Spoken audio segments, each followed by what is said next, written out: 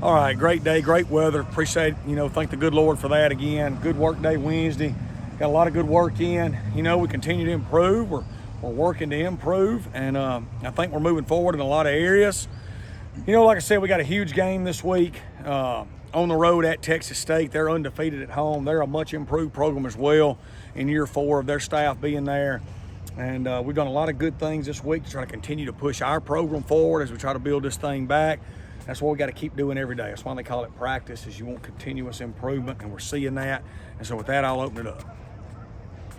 Coach, I was just going to, you were complimentary of your offensive line last game. What did they do that you really liked, and how do you guys need to kind of continue that this week? Thought we had great surge up front in the run game consistently all night long. It was really impressive. You could see them taking steps in the right direction. And then in pass protection, we were great. I think we gave up 1 sack, but that was on the screen where the quarterback came off his read and just started scrambling around. I mean, that was a sack on the quarterback, not the O-line.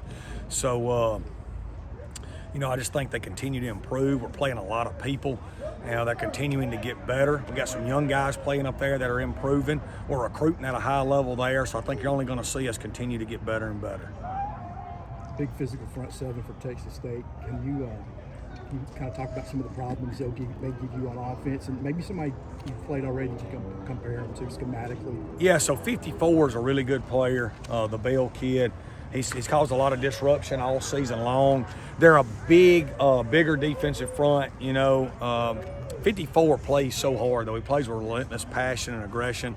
The way he attacks each day kind of reminds you of Jordan Mahaffey for us. He's just a relentless competitor that plays extremely hard. And number 8 at the jack linebacker is a guy that can really set the point of attack and also provide some pass rush. So they've done a lot of good, a good job causing disruption, and something we got to be able to control.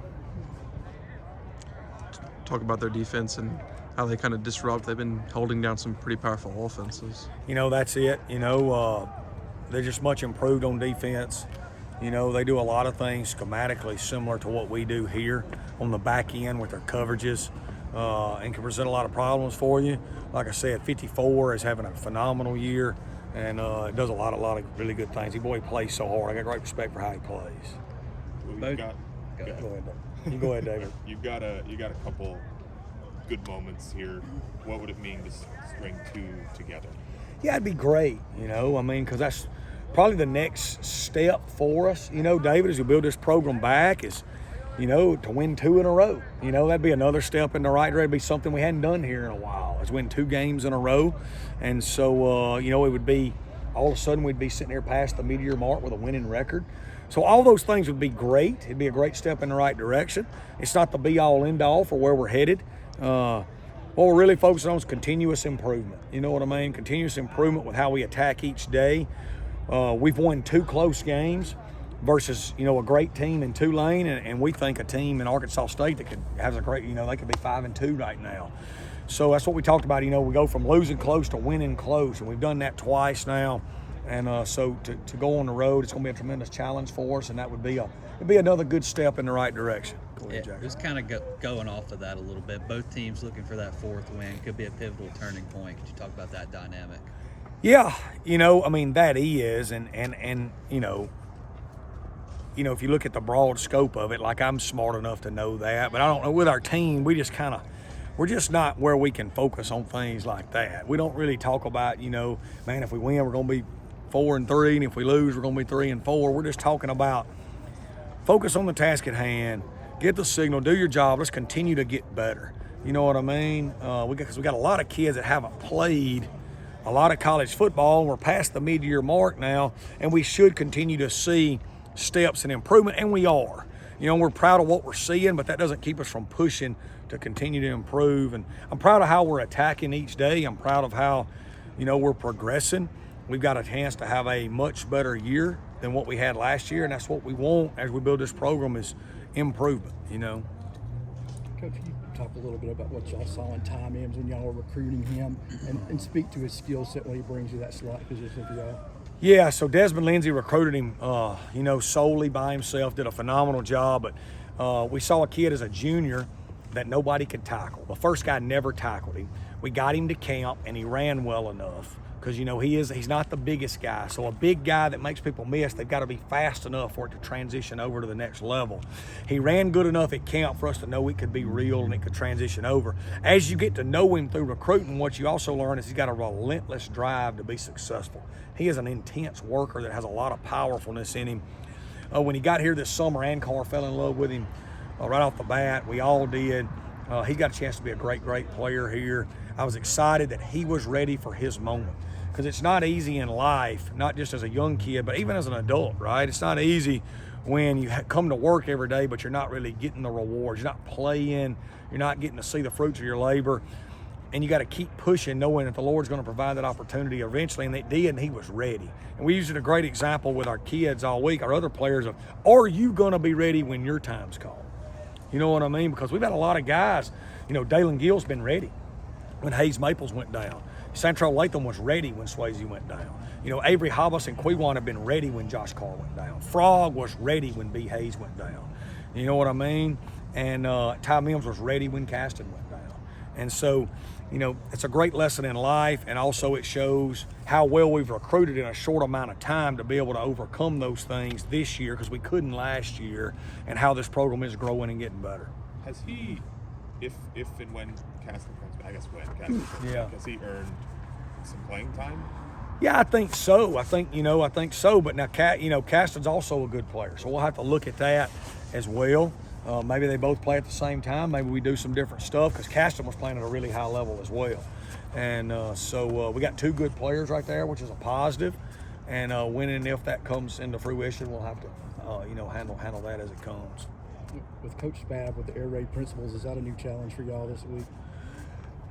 He is air raid principles, but they're not like Mike Leach. You know what I mean? Yeah, they're trying to run the ball, and they're bringing tight ends in the box and doing those things too. So we're not fixing to see Mississippi State this week, and as far as for Mississippi fans, keeping up with it. So it is air raid principles, but it's more similar to what we've seen week to week. But they do a great job, man. They got good offensive coaches that have been good for a long time.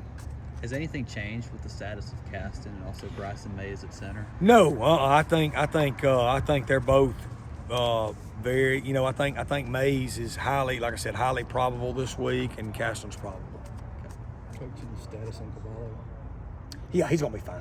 Yeah, he'll play this week. Yeah, there's no doubt about that. He's just a tight end, man. It's week 7. You know what I mean? Every tight end in the country's beat up right now in week 7. They're either beat up or they're not or they don't put their head in there enough to be beat up. If you're a tight end right now and you're not beat up, you probably ain't playing very hard. So. All right, Coach, 6 games into your second season, where is this program in relationship to the expectations you had in rebuilding the program when you came here?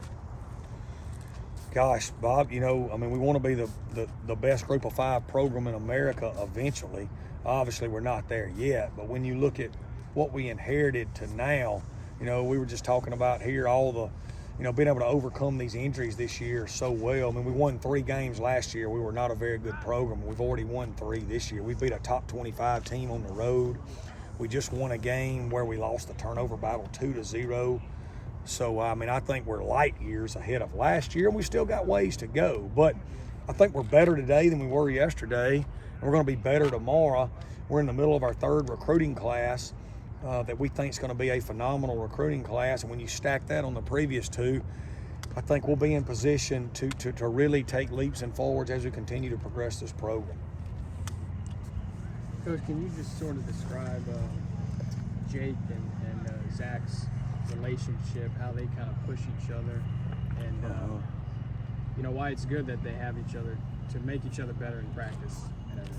Yeah, their relationship, they'll have to comment on that because I don't hang out with them a lot like that. But as far as in the room, all our kids in that room are awesome. We've got great kids. Ty Key's a phenomenal kid. Zach's a great kid. Jake's a great kid. Trey Lowe's a phenomenal older guy in the room. Kyle McCormick, T. Webb, Dustin Allison. They're all great kids. Most of them are going to be coaches. So it's a football-centric room with a lot of high-level learning in there, and they really I enjoy coaching them every day. I enjoy being around them. My kids enjoy being around them. Jake's going to be a really good coach specific to him, and how he's probably a good resource for Zach to lean on. Zach's just so talented. and he can do things sometimes that not everybody can do. And you know, as the game slows down for him, as it continues to progress, he's got a chance to be a great player. Anything else? Coach, Appreciate it, thank you. Coach. All right.